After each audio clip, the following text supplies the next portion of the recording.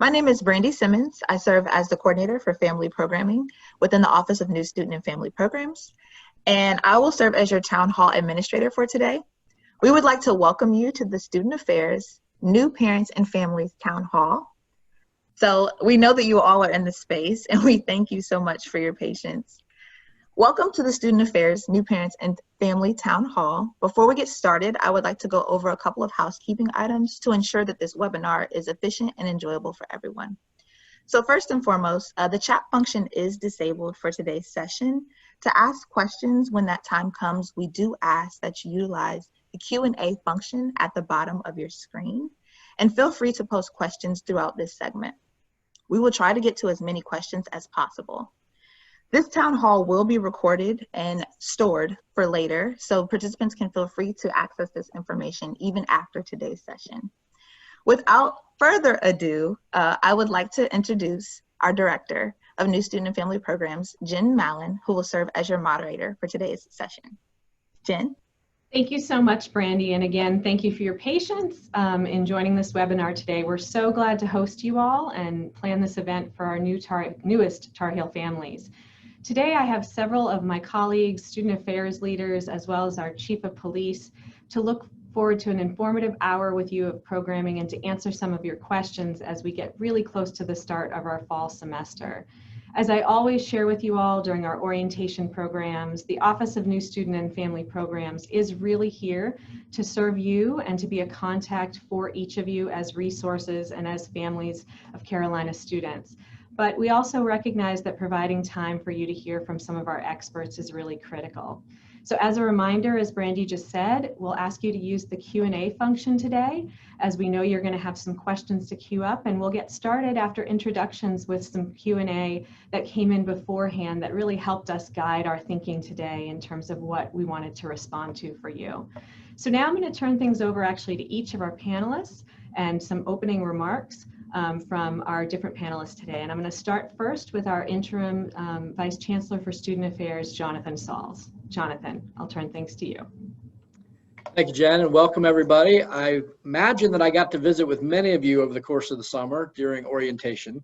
Again, this remains a little different. We look forward to seeing your smiling faces, usually in auditoriums, and so we are persisting in the year of 2020. Things are just different. And on that theme, hopefully one of the things we'll be able to share with you today are some of the ways in which this semester will be different. I've shared with a lot of students, a lot of families over these last few weeks that we're not where we would like to be. I think everyone has experienced that in terms of their everyday experience. And it also means that this is going to be a campus experience unlike any other one that we have ever had. It will not be a series of just minor inconveniences, but will be a significant change to how our students interact with this campus. Some will be engaged in a remote format, some will be doing a combination, some will be in person.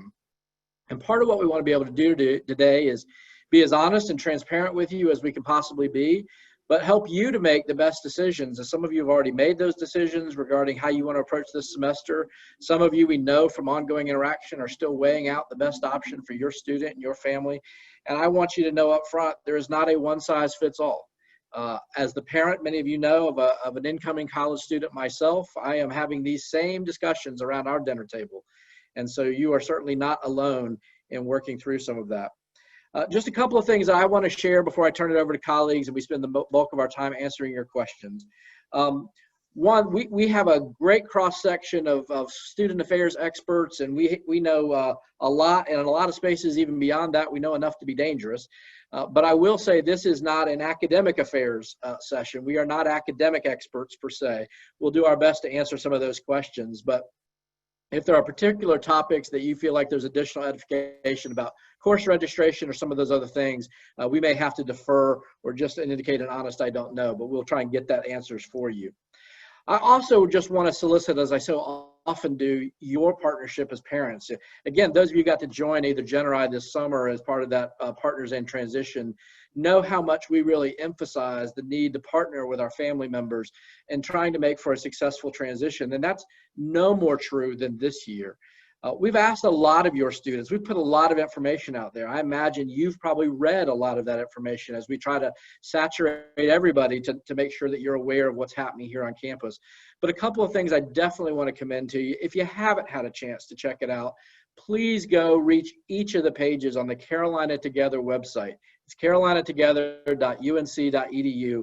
A lot of the information that you're seeking, you can find there. And just as importantly, as updates are made, that information will be codified in that space. Also, we're asking each and every student who is enrolled in any course and for any kind of format of instruction, so whether in person or remote, to complete a series of acknowledgments of our university community standards. Indeed, enrollment for this semester is conditional on completing that acknowledgement. Up to now, we've got about a little over 75% of people have already responded. That's a wonderful response rate, but we need that last 25% to complete that. Students will not be eligible to remain enrolled for this semester if they do not complete that acknowledgement. And so, as I often find with my daughter, she will read a lot of the emails and yet not pick up on all of the important things that have been asked. So if your student has not yet completed that, it doesn't take an awful long time. It really is just intended to make sure that they have information about what our community expectations that all of us, including all the people on this call, are going to be doing in the fall around things like physical distancing, face masks, understanding how we care for one another. So please, please encourage them to do that at the earliest possible opportunity. We don't want them to simply ignore or overlook that and then find themselves without a course schedule as we start the semester. I'm going to stop at that point again so we can spend time answering your questions, but I thank you for joining us and look forward to some point in a hopefully not too distant future where we can connect in person. Jen, I'll turn it back to you. Thank you so much, Jonathan. Next up, I'm going to introduce our Dean of Students, or ask our Dean of Students to introduce herself. Desiree, over to you. Good afternoon, everyone. My name is Desiree Rickenberg, and I am the Dean of Students here at Carolina. I have the privilege of being able to work in a variety of capacities, along with my colleagues, to support all students across campus, but specifically in thinking about some of our first-year students as well. In addition to my day-to-day responsibilities and providing support and advocacy for all Carolina students, I also have been tasked with co-leading the CV19 Student Care Hub. And so that's another resource that's specific for our students that may need connection to additional support and resources throughout their first semester here, specifically related to needs around COVID-19 and support resources in that area. I think that one thing that I wanted to add, because I talked to a student a little earlier today, Interim Vice Chancellor Sauls mentioned the importance of completing the acknowledgement. I've been told for some students that email has been showing up in different parts of their inboxes, and so if it doesn't show up in kind of your priority inbox, it may be in a different folder. So if you're going in to try to help your student and be able to encourage them to do that, and you don't immediately see it, please check one of those other folders, because that's really going to be a critical part in being able to get them started off on the right foot. Thank you for being here today, and I look forward to answering questions with you all. Thank you. Next up, Ken. Yes. Hello, everyone. We appreciate you joining us today for this conversation. I'm Ken Pittman. I'm the Executive Director of Campus Health. Campus Health is a 100,000 visit, Joint Commission accredited multi-specialty medical practice, inclusive of both medical and mental health services, serving the students and postdoctoral fellows here at Carolina. We have been operational throughout the pandemic with both on-site and telehealth services, but I know that what you're most interested in is what we're doing in the COVID space. We are providing both COVID testing and contact tracing services, and leading to isolation, quarantine, medical monitoring, and the wraparound support services that are part of that process. I will stop there, knowing that you have a significant number of questions in the testing and tracing space. I'll try to answer some of those in the Q&A feature, but we'll also be available to answer those questions for you as they come up. Thank you. Thank you. Next, Chief Perry. Good afternoon, everyone. My name is David Perry. I'm the Assistant Vice Chancellor for Safety and Chief of Police. No longer new. I've been here since September of last year, and the team that you see before you has done a great job of bringing me into the operations here. Our mission at the UNC Police Department has not changed since the start of COVID. We are still here to protect our students, provide a safe environment, and work cooperatively with all of the teams on campus and with our community partners to ensure safety. We are a 60-person department. We are sensitive and understand the current climate of law enforcement and criminal justice and the issues impacting us. And it's our mission to allow free speech in a safe way, to provide the environment that facilitates the educational environment that your students coming here to enjoy. There's so many more things I could tell you about our department and how we're growing and how we're achieving very high standards. We're an accredited agency. Please look up CALIA accreditation. Our police and our communications division is accredited. So we bring all these wonderful standards and some excellent people to provide safety for your students. As Ken said, I'll stop here and allow some of the questions and others to introduce themselves. Great, thank you. And then finally, Alan.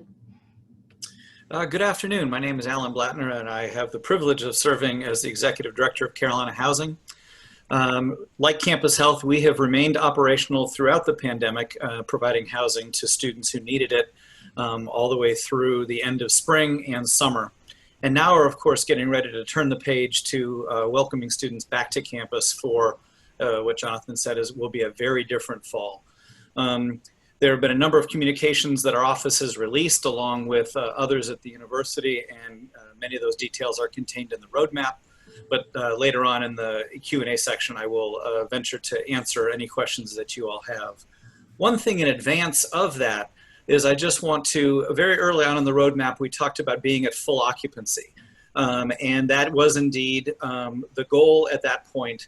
At this point, you have seen some policy shifts where we are allowing folks to cancel, including incoming first-year students. We have waived the first-year live-in requirement, allowing students and their families to make the best decision for their student about where housing this fall should be for they and their family. And so I just wanted to add that at the very beginning because it has been top of mind for many people. And so we are not at this point anticipating full occupancy in the buildings. We have seen significant cancellations and expect that we will continue to do so until the first day of class. So with that, I'll turn it back over to you, Jen, and we'll take it from there.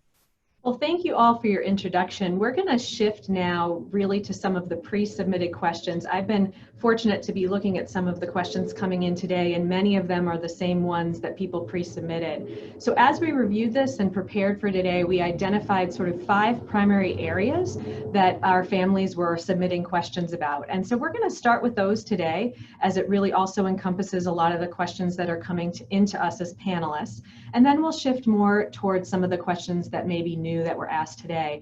Alan, I think I'm actually going to start back with you, if that's all right, since you just introduced yourself. There are a lot of questions coming in about living on and off campus that touch on what the experience will be like, how physical distancing will be possible if residence halls are at fuller capacity, cleaning, just all of the things related to that. So I'm wondering if you could start us off today by really responding to that. And could you talk a little bit about housing plans and touch on these many topics that our families raised? Sure. As I've already addressed, we will not be at full capacity, but there will still be lots of people on campus.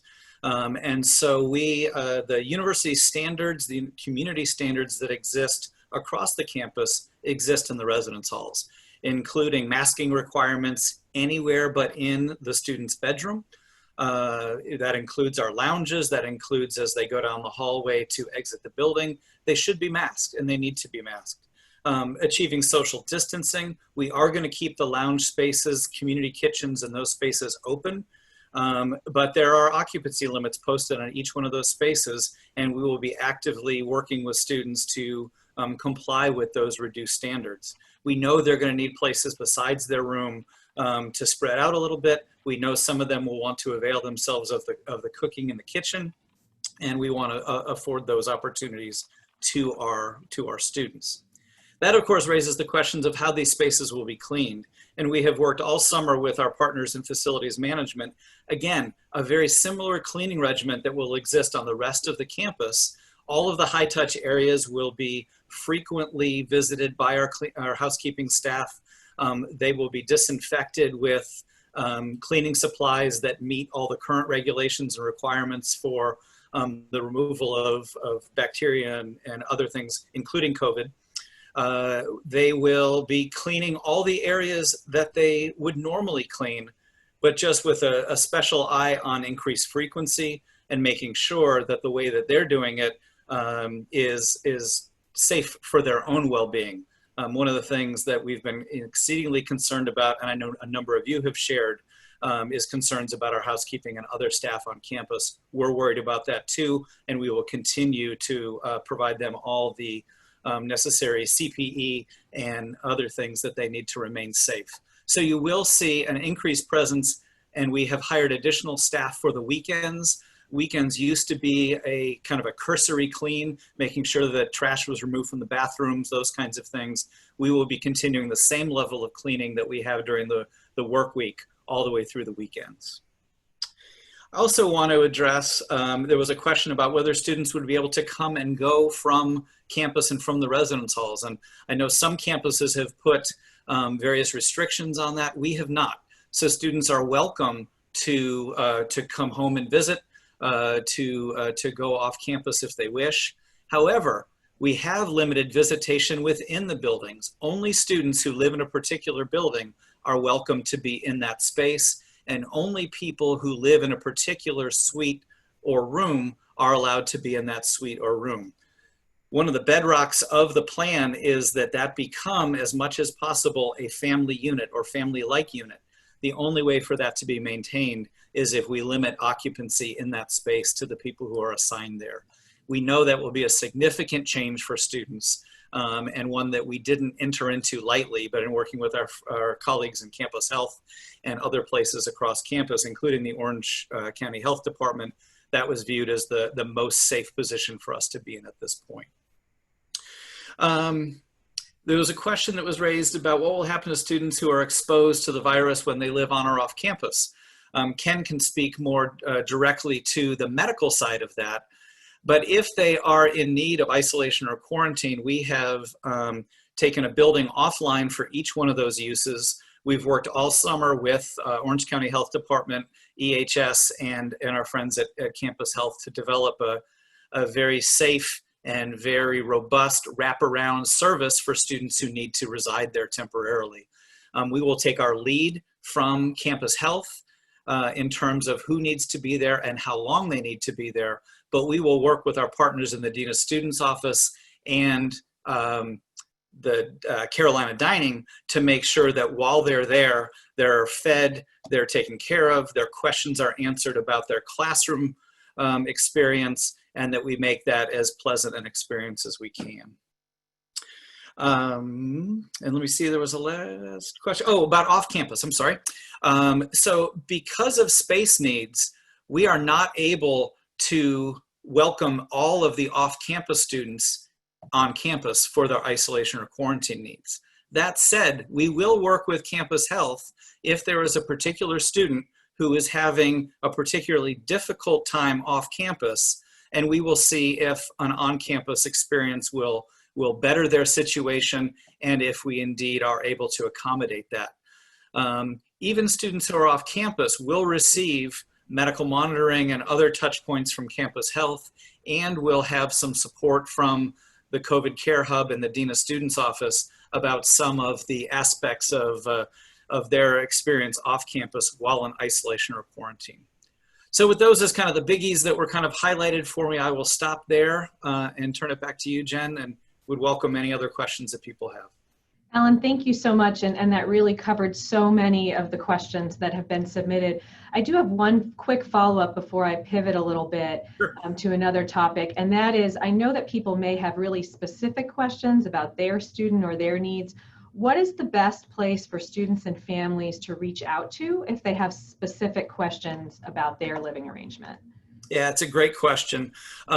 You're more than welcome to contact our office. We would prefer via email, and I know some of you will say, but we've been emailing you. We're getting upwards of 300 to 400 emails a day. We are working as quickly as we can. We have 6 staff members who are doing nothing right now but answer emails. We are getting those answers back out as quickly as we can. You're welcome to try and call our office. We have 3 people on phones at any given time, but those phone lines get jammed up from time to time. And so, you know, your best bet is to continue to try and reach out to us. We'll continue as we get common questions to try and feed those back out through either direct emails to everybody or on our social media channels. We're very active there. And we will try and push out areas of common concern, answers to those via those strings. So we appreciate everybody's patience. You all have been exceedingly kind and generous, and I just need to ask for your continued indulgence there. We will get back to you, and we appreciate your questions and the angst at which you know, we're all experiencing. I too have a first-year student that's about ready to head up the mountain to Boone. So I sit with many of you wondering what that experience will be like. And so believe me, we understand, and we want to get you answers. Thank you. Alan, thank you so much.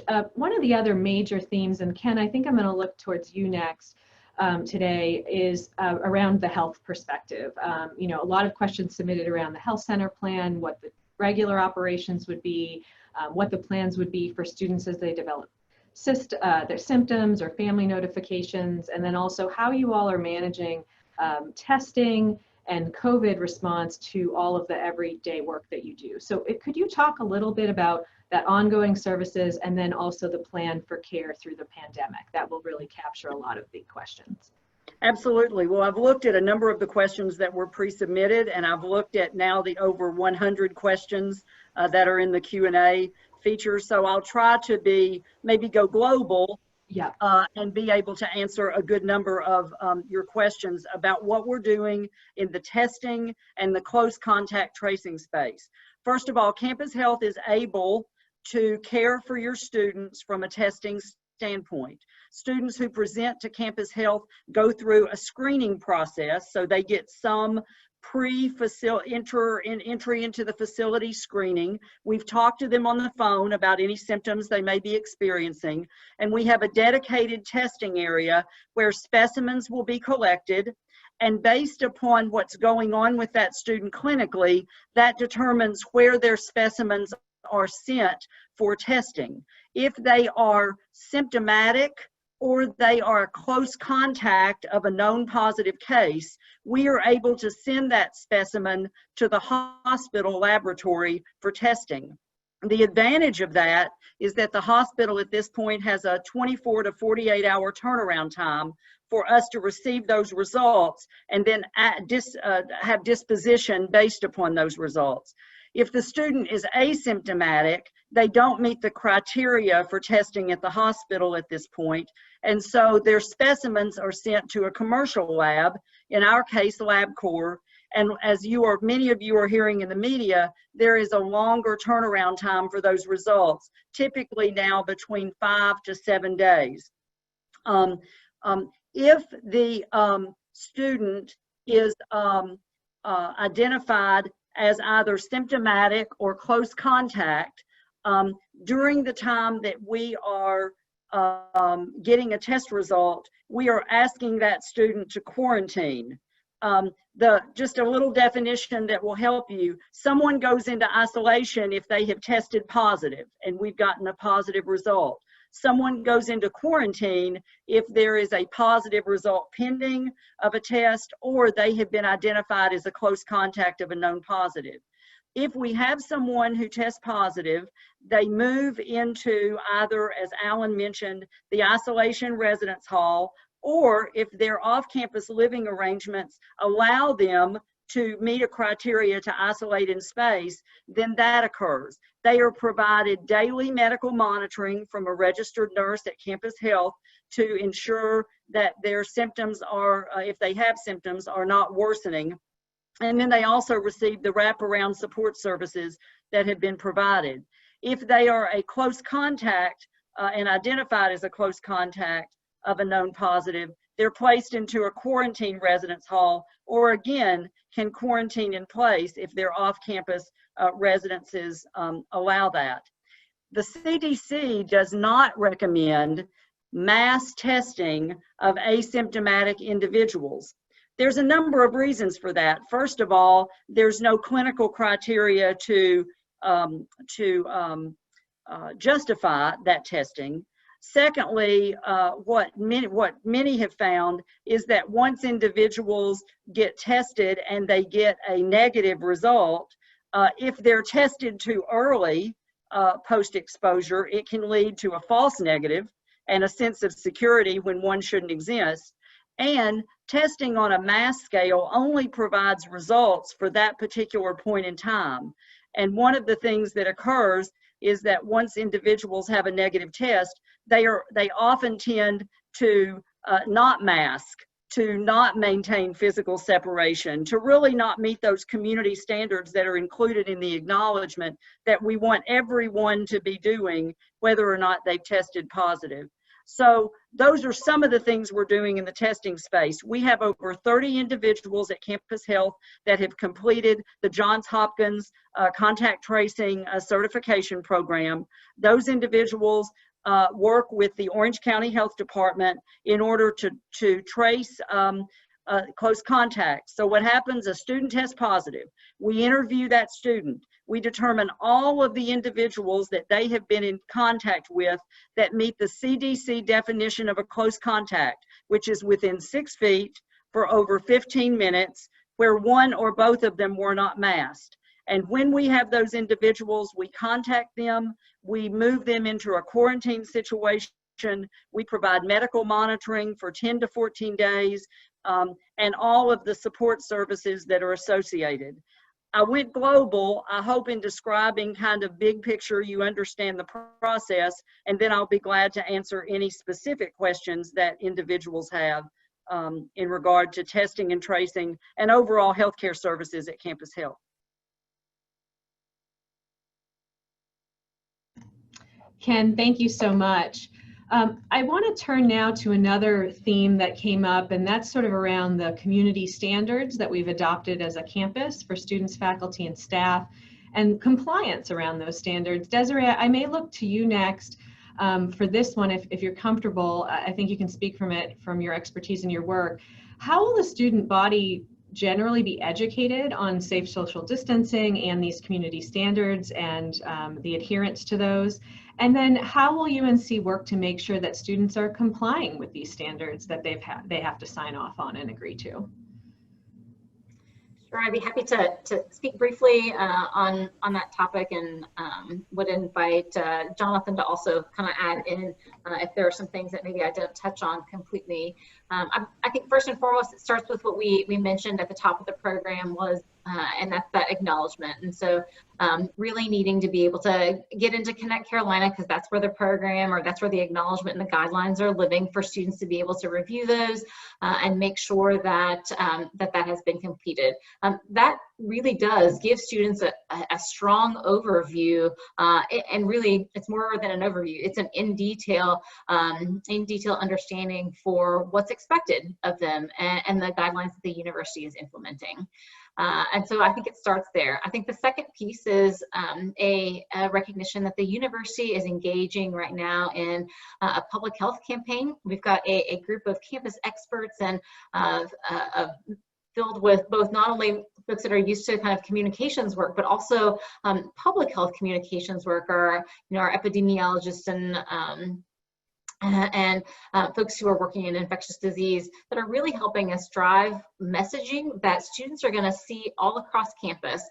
You'll see whenever you start the move-in process, there are going to be signs that are out and about on the residence hall doors and throughout campus, being able to help students be able to visualize what 6 feet apart looks like, being able to encourage students to follow the 3 W's, which is what the state of North Carolina has adopted as our kind of mantra in terms of prevention and education. And really, I think that in most of the activities that they're going to be engaging in, including their classroom work and potential for small group interactions, there's going to be a lot of reinforcement around what these community standards are and how we're going to be able to enforce them. And let me also say that when we think about enforcement, I kind of want to back up off that, because this is less about kind of a strict and strong punishment piece, but we're really thinking about this from an education perspective and a strong compliance need. We know that for us to be able to deliver the experience that we're hoping that we can, and that students have asked for, that we have to be willing to do this all together. This has to be a community effort, and are really being able, are really kind of leaning on everyone, staff and faculty included, to be able to uphold these and be compliant with the community standards. That said, I do want to be very clear that if there are repeated concerns around compliance or willful disregard or really egregious incidents, that the university is ready to be able to take strong action that could include transitioning a student into fully remote learning, or potentially withdrawing them from their courses for this fall. So we really are taking this seriously, and we really do know that this has to be a full community effort. And I know that you all as families are a part of that as well. Thank you so much. Jonathan, did you want to add to that, or did that capture? No, I think it's well said. I mean, I definitely want to emphasize, and I realize we all work in and are living in a climate where somehow some of the basic public health principles have been polarized or politicized in ways that I respect that there can be a variety of opinions, but I also need to be clear, there are not a variety of opinions at UNC. We will be a masked campus. We will be a physically distanced campus. And as Desiree has indicated, it is a condition of remaining as a student here, or a faculty or staff person for that matter, to comply with those community standards. And so I certainly wouldn't want there to be illusions for students or for you as family members if they wind up having to come home because of their inability or unwillingness to comply with what is being asked of them. But each one of us, and again, Alan and I are both, sharing that autobiography of we are parents too. These are conversations that I'm having, and I'm sure Alan is having with his son, about the importance of going and being responsible for one's own obligations, but also mixing that in of, this is not wearing a mask just to protect oneself. This is very much about being able to protect all the other people that you care about. Each one of us, and you there at home included. So many people can contract this virus, as you see on the news, and be asymptomatic, not know that they are ill, but could nonetheless be shedding that virus to people that they care about. The criticality of each and every one of us being able to engage in these health protocols would work wonders to stymieing the impact of this virus. But there's going to be a COVID present environment, whether we were all online or all in person or some combination.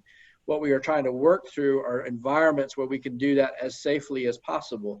But any climate or environment is dependent upon individuals making smart, healthy, responsible choices. And we certainly implore parents to help us with that. Thank you, Jonathan. There's one more main theme and topic that I'd like to cover, and then I've been sort of curating questions that are coming in today and summarizing those to throw back out to you. I want to turn for a couple minutes, and I think multiple folks on this panel can speak to this, about sort of student life and student well-being in this COVID climate and this fall semester. We received a number of questions about that, sort of ranging from really in two broad areas. One is first thinking about new students and engagement on campus this fall, and what will it be like, and how can they get connected, and what do we recommend as a starting point. I'll actually speak to that in a moment and then turn things over to you all. The second part is really a question about well-being. So if students are less able or unable to sort of connect across suites or be in large gatherings and other things, really a question about isolation and well-being and mental health, and what are we doing to sort of address this and create a sense of community this fall. So if you don't mind, I'll take a moment to answer the first one, and then I'd love to give you all a moment to think about the second part for those of you more involved. One of the things that those of you who met our shop and me over the summer during orientation this year or last year, whatever year your student came in, is that we are the office who helps coordinate the Week of Welcome programming for students on campus. And we work very closely to turn things over to our colleagues in the Carolina Union and other campus partnerships who really spearhead a lot of the involvement activities throughout the year. One of the things that we've worked hard on this summer in moving orientation virtual, as well as thinking about Week of Welcome, is how do we create that sense of community virtually? And we are trying a number of things through the orientation programming building on this fall. So your new students who are coming for their first year will soon get information about what activities are available for Week of Welcome. We've actually extended that this year. We're calling it Weeks of Welcome. It will run August 3rd through August 16th and is really focused on a combination of engagement opportunities for students that are virtual and really any of our students, whether they're studying locally at home, if they're part of Carolina Way, can log in and participate in these events. And then we'll have a number of small activities that may be more locally to those students who are on campus. And we've really aligned that with what the union is doing in terms of engaging their student groups and thinking about recruitment and engaging students for the fall. So it is a developing situation, but we've worked really hard. We have students who run this effort really, and we've been working with them to think about how they're feeling connected now and how they can transfer that to your new students. So we are very much thinking about that and working on that programming, and we're really trying to help students understand how to engage in this new environment this fall. I want to make sure that others of you are able to speak to this too, particularly around some of maybe the well-being pieces, Ken, with some of the activities at Campus Health and others, maybe through other shops. So I'll turn that back over to the rest of you to maybe answer more specifically what we're doing. This is Alan. I'll jump in because there's been a number of questions I saw in the Q&A about residence hall activities. Sure. And very similar, we will do some small face-to-face kinds of things, community development on a floor, but by and large, our programming will be virtual and remote. And our staff has gotten pretty well exercised at it. We did a number of these activities in the spring. RHA, that is our student programming board within the residence halls, ran activities all summer for summer residents. And so we've got a little bit of practice at doing this. We think we've got a solid plan in place that will both blend the little bit of face-to-face opportunity that we think we can have, socially distanced, masked, and largely outside. And then we will also supplement that with other kinds of activities. Part of why people want to live on campus is that kind of engagement. And we know that we need to pivot the way we're thinking about that. But it's not an abandonment of those goals. It's really just a repositioning of how we deliver that similar experience. Thanks. Thank you, Alan. From a mental health standpoint, we just add that counseling and psychological services are available for all students. There are specific group therapy and support services available for students that are experiencing specific issues related to COVID and around COVID. CAPS is probably, CAPS standing for Counseling and Psychological Services, is doing about 90% of their therapy services now through telehealth or telepsychiatry. That mode of service delivery seems to be working well, and the feedback that has been received from students who have accessed those services during the spring and summer has been positive. I might also mention that CAPS has in place a 24/7 system called CAPS 24/7. We did not get creative on the name. And students all have access to a mental health counselor 24 hours a day, 7 days a week, regardless of whether the on-site facilities are closed. And that provides them the opportunity to have mental health support in the moment. And if crisis services are needed, then they're able to be put in touch with a 24/7 UNC mental health professional, as well as referred to appropriate mental health resources on campus. Very helpful.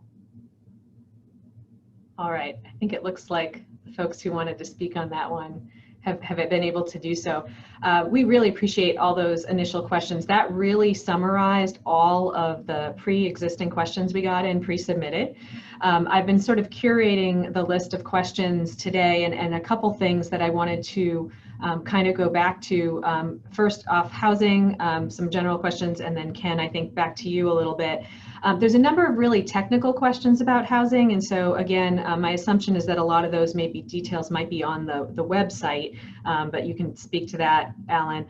But one kind of a combined question is around canceled contracts and what that will do in terms of reducing density and how you all are operating as contracts are being canceled. And then related to that, some questions about if a student chooses to cancel their contract for the fall, but would like to be here in the spring, assuming things are better, how will that work? So those are two things that have been asked multiple times that I'd love for you to address if you can. Absolutely. So let's start with the spring question. We are not in a position to hold someone's room from the fall for the spring, but anyone who has canceled, in particular Carolina OA and our new students, will be prioritized for the spaces we have available in the spring. And that answer really leads into the other answer of what are we going to do with our spaces? We're not going to hold them, but we are also not accepting new contracts right now. So the number right now is only going down. We are not going to do anything. We have actually frozen all assignment and room changes at this point until we get students back on campus. It is only then that we will have the first realistic look at what the density and occupancy of our campus will look like. It's at that point that we will work with our students to figure out, are they comfortable? If there's a vacant room next to them that they want to occupy, is that an option that we want to take advantage of? There is a very real possibility that our students will move from their current location at some point, either because of their own decisions or decisions that the university may have to make, which is why we're suggesting that students pack light. We're not going as far as some of our colleague campuses that have said 2 bags and a backpack. We're not saying that, but we are saying be prepared to think about for your own comfort, or because the university is making a decision about how we need to use the spaces we have on campus, whether or not we want to, and the student needs to move. But we are not taking new contracts, so that space will not be filled by someone who is new to the equation. It will only be because of a repositioning of people who currently have contracts with us.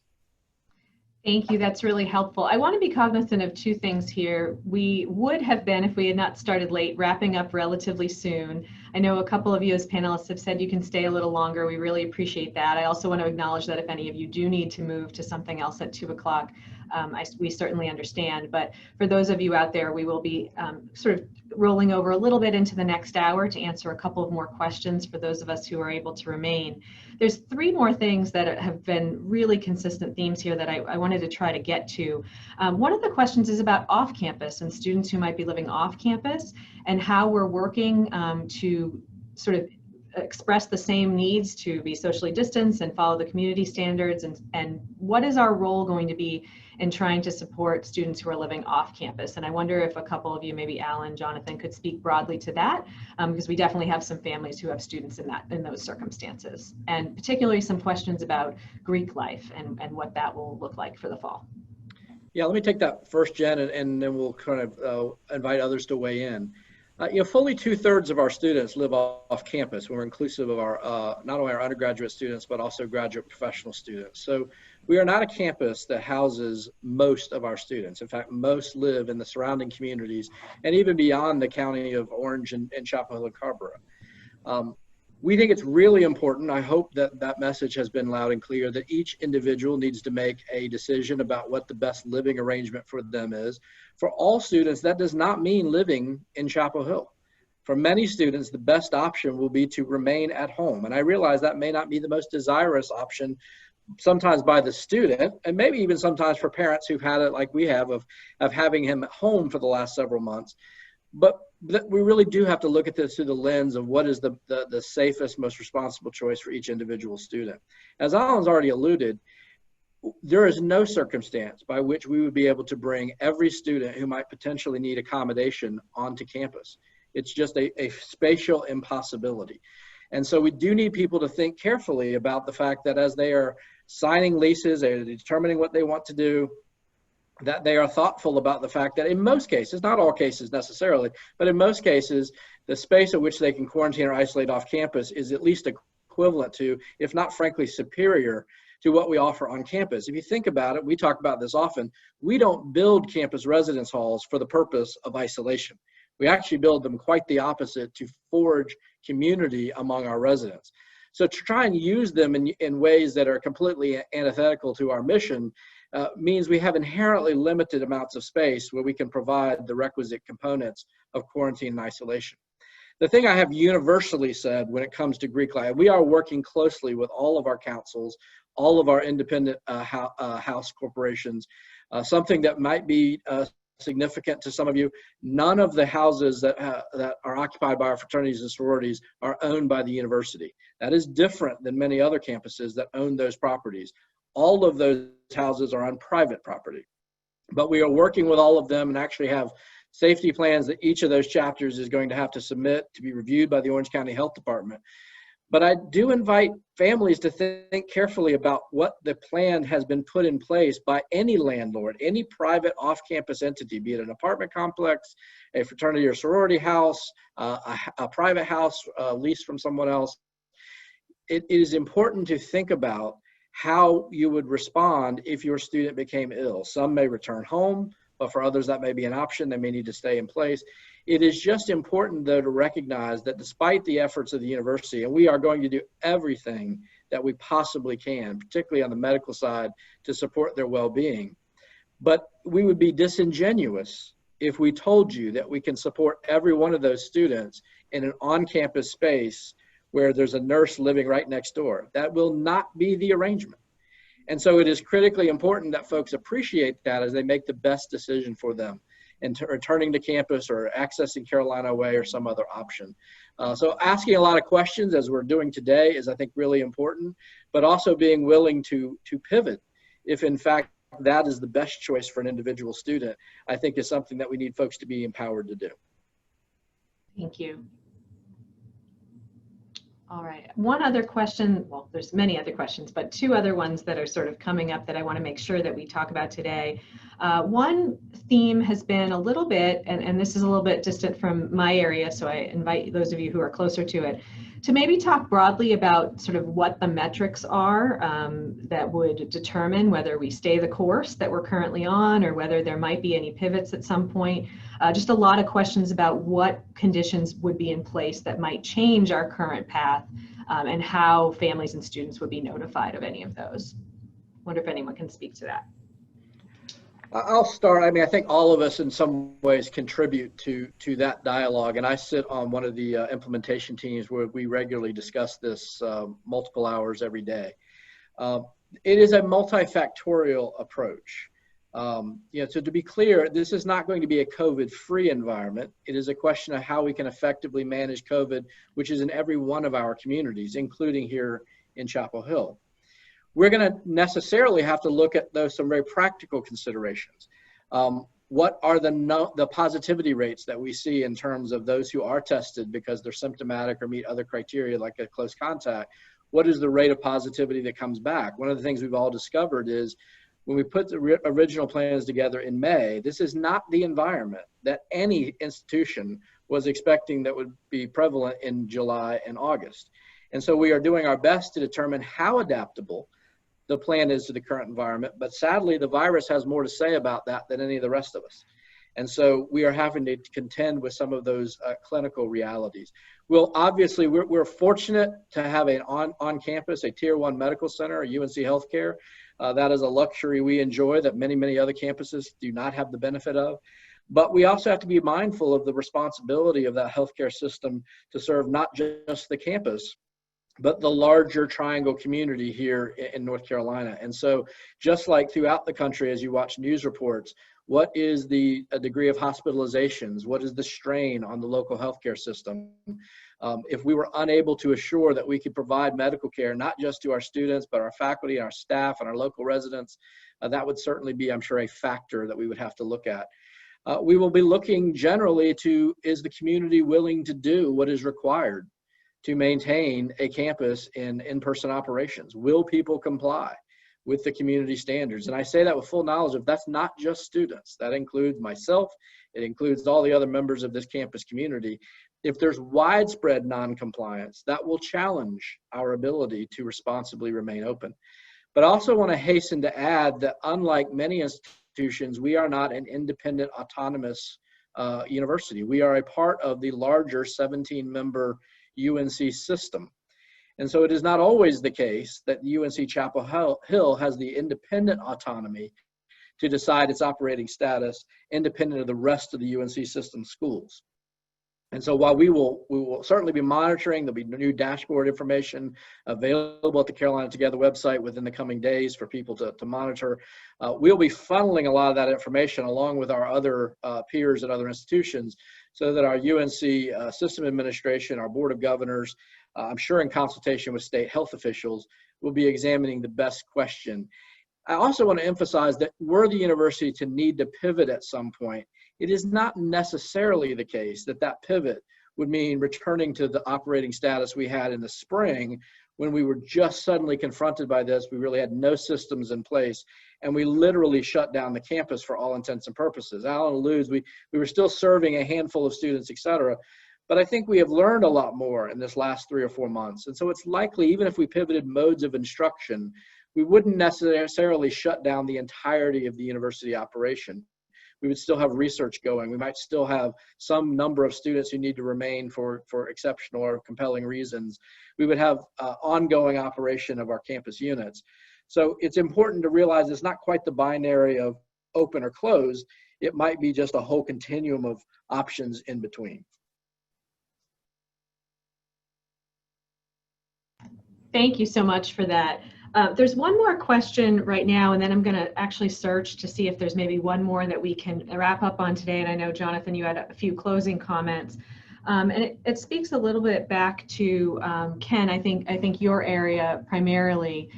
You know, folks have been commenting about how obviously the virus is in different stages in different states and different parts of our country and around the world, and we have students coming from many different places. Could you talk a little bit about how we're handling that and whether there students who might be coming from hotspots and other places would be asked to quarantine or do anything in advance of them sort of blending back in with these community standards to campus? Sure. It's a very good question.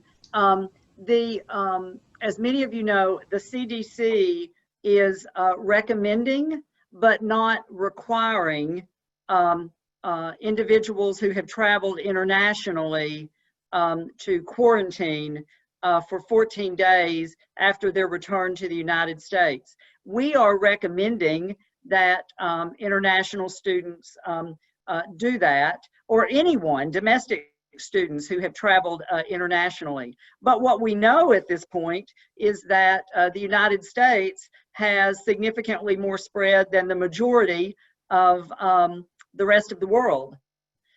We are encouraging students who are coming from so-called hotspots, particularly metropolitan areas where there's high incidence. But as many of you know, even within the state of North Carolina, that spread and that incidence of COVID varies from region to region.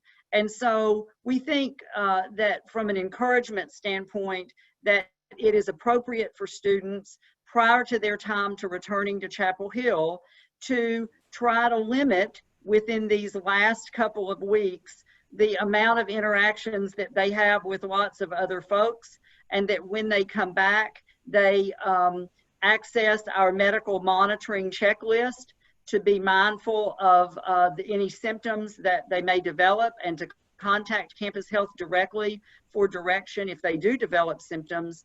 And then also to do those things that are part of the community standards. We can't say that enough, to keep physical distance from others, to mask, to have good hand sanitation. That is the way, from a community standard standpoint, that they will be safe and that they will help their fellow Tar Heels be safe. That's a very long answer to say there is not a requirement at this point, but there is a recommendation. Thank you. I know folks really appreciate the context, so I actually appreciate the longer answer. I think we have time for one more, and then I know, Jonathan, you want to close. Before I ask it, I have a couple of sort of housekeeping things that I wanted to share with all of our participants today. First, again, thank you for being with us during this time. There are some really wonderful questions in here. A couple things. So there's some that are really quick questions that are not necessarily related to the pandemic, but just about the start of the fall semester as a new family member. And that is something that our office continues to be able to provide to you. Our new student guide has a lot of great information in it that's going to help answer some of these questions. The Carolina Together website that we mentioned at the beginning is really the hub for all of us related to the pandemic, and is always the first place we as staff will send you all to get great information and up-to-date information. And of course, housing and other partners on this call have a lot of information up as well. So I just encourage you to use those.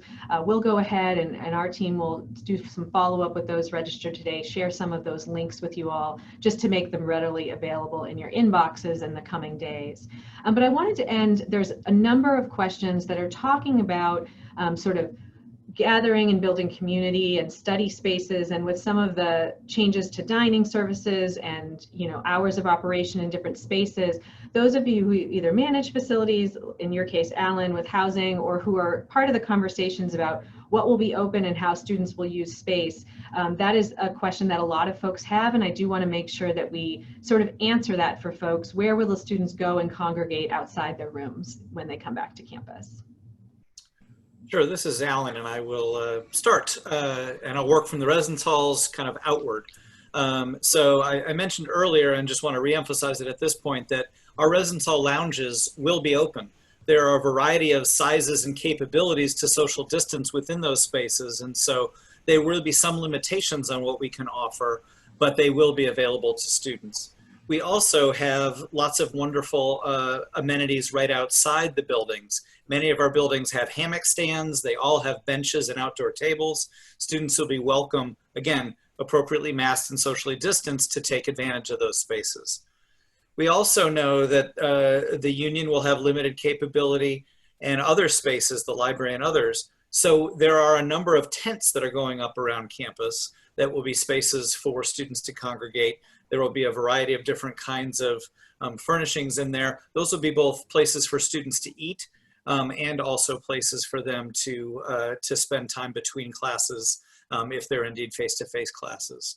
And so I know we've really tried to pay attention to that, knowing that indoor spaces will be limited, and even if they're available, they will be constrained by their occupancy.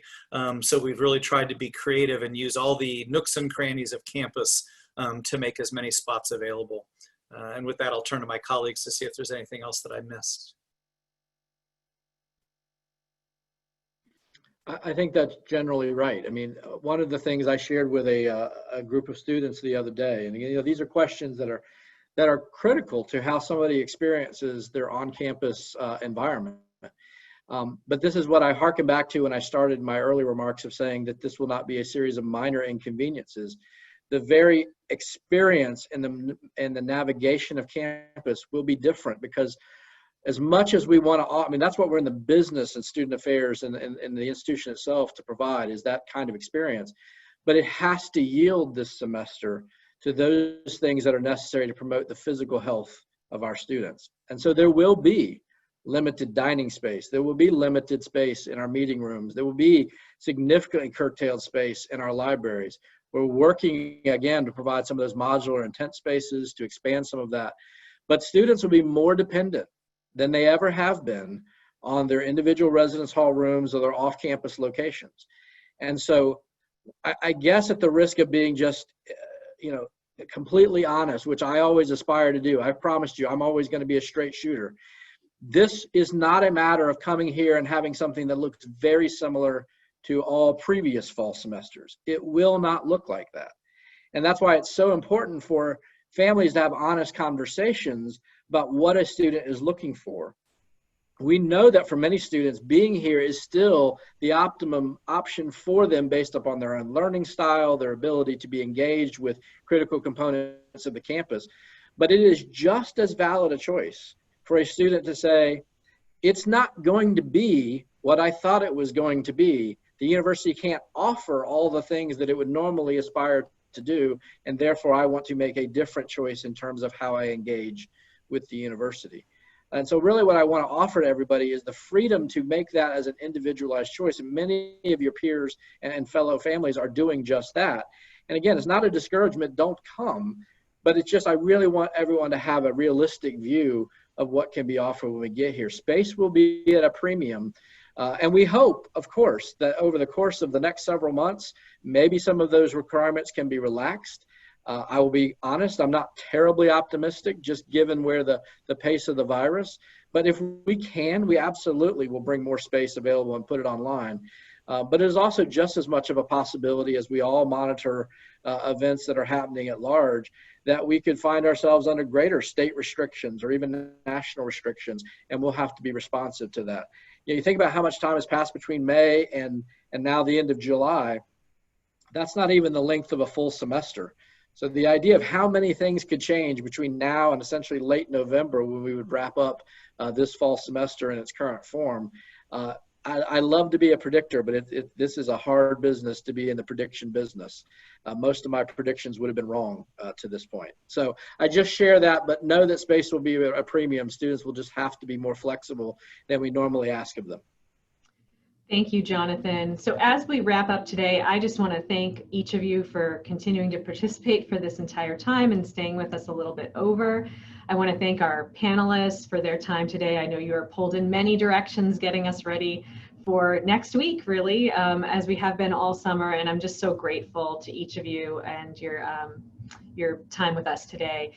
This video will be edited in the next few days. Our team will put together some resources and links that have been shared in the chat out with you all and sort of curate an email to send to you all with that link and some more resources that have been brought up today, so you have all of those in one space. And with that, Jonathan, I think I'll turn things back over to you for the closing remarks today, and then we'll wrap up. And just offer again that those of us in New Student and Family Programs are here to try to help continue to answer your questions as we go through this time together, and we're ready to do that as we move forward. So please reach out to us and let us help when we're able to.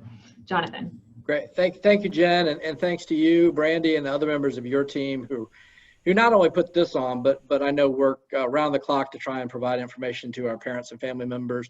I really do want to thank my colleagues, Ken, Alan, Desiree. I want to say in front of all these parents, they are working unbelievably hard over these past several months to continue to do that. And again, all of their teams as well. There's a whole community of folks here in Student Affairs who are working with colleagues across campus to try and do the very best that we can under absolutely difficult and unprecedented circumstances. But we do it because we care so much about your students and the opportunities that they have here. You know, I mentioned it just a moment ago, but I hope that it's evident that the name of the game for this semester for all of us is going to have to be flexibility. Things are changing rapidly, things that I think today may not hold tomorrow and vice versa. And so it's really, really important that you help and engage with your student about sort of what's best for them and being able to chat through and have that flexibility. I know uncertainty makes a lot of us very unsettled. I don't like uncertainty. I'm a planner, I'm an organizer. I like to know with absolute certainty. That is not how we can manage this situation. If I told you with absolute certainty that your student is going to move in and this will be their experience and this is where they will live and they will have this test on this day, I would be lying to you. And so I won't do that. It's really important that we have the ability to recognize that we will have to be nimble and respond to the situations while doing the best that we can given the guidance that is continually being updated. I want to close though by just acknowledging that you as parents and family members are so critical, as we've always said, to the partnership that we have in successfully onboarding new students. And I've shared this with many of you. We know from talking to your students, even when they don't acknowledge it to you, that you remain one of the biggest influences in their lives, not just over the next few weeks, but literally over these next 4 years.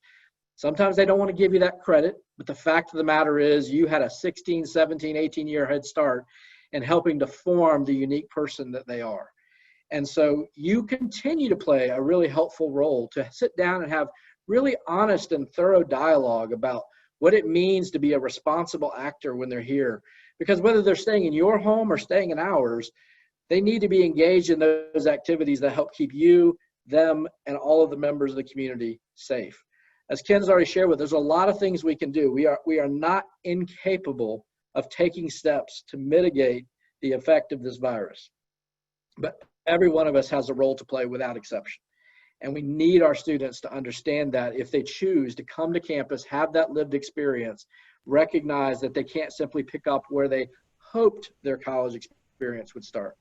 We have to acknowledge there's some grief in that process. There's some disappointment. All of us who probably just graduated high school students went through the disappointment, as I did, of not being able to have the graduation that we had thought we were going to have for 18 years.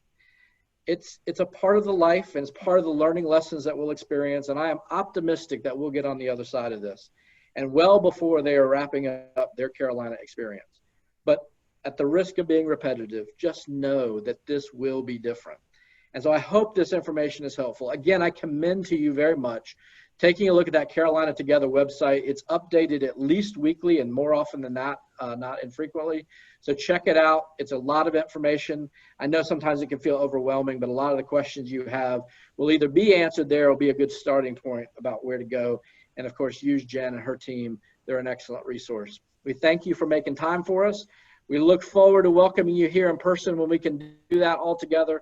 And we very much hope that your student has the best possible experience in whatever way they're engaging Carolina. Have a good afternoon. Thanks for spending time with us.